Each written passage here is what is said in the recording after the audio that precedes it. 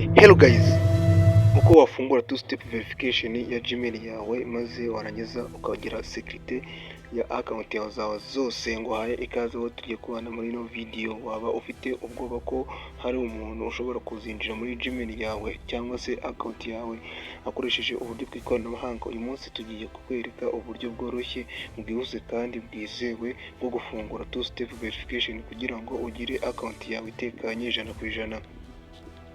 Niba uri hano ari ubwa mbere, reba ko wakanda subscribe ndetse na like kuri ino video, nurangiza ukande kuri all notification kugira ngo udacikwa n'amafunguro mashya ya tech akorerwa ahangaha. If you are new here, make sure you subscribe and Bitcoin for more tech tutorial. Datinze cyangwa se ngo tuvuge amagambo menshi, twagiye kuyavuga ntabwo arimo kuyamara. Twagiye guys, jya muri browser yawe unyuze muri Google cyangwa se Chrome, hanyuma ukandi ahanditse search. Nimara gukanda ahanditse searching amagambo yitwa my account google.com, maze winjire muri Gmail yawe. Nurangiza kwinjira muri Gmail yawe, ujye ahangaha tugiye kuvuga open your browser, nurangiza ukande kuri sign in, hanyuma ku ruhande rw'ibumoso ukande kuri security. Guys, ndabakunda cyane, reba ko wakanda like kuri video ubundi dukomeze. Scroll down uzamura, hanyuma ujye ahitwa sign in, hanyuma ahitwa sign in to Google, uboneho two step verification. Urabona amagambo yanditse two step verification, hanyuma ukandeho winjiremo, ubundi ukora icyo bita sign in. Okay, icyo umara gukanda kuri sign in barakubwira ngo get started, hanyuma uhita ukora kuri get started. Usubize ibyo bakubaza get started, hanyuma ushyire password ya Gmail yawe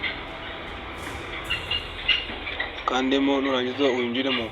Tugeze ku gice cyo gushyiraho guhamya account yawe ya Google igusaba nimero ya telefone.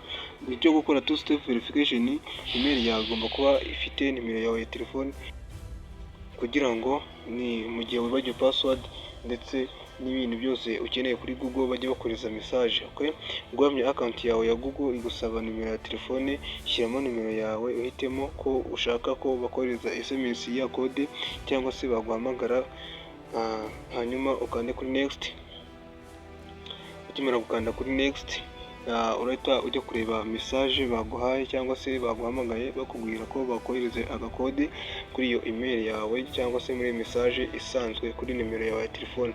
Injizamo ya code yoherejwe kuri telefone yawe maze ukande next ukomeze.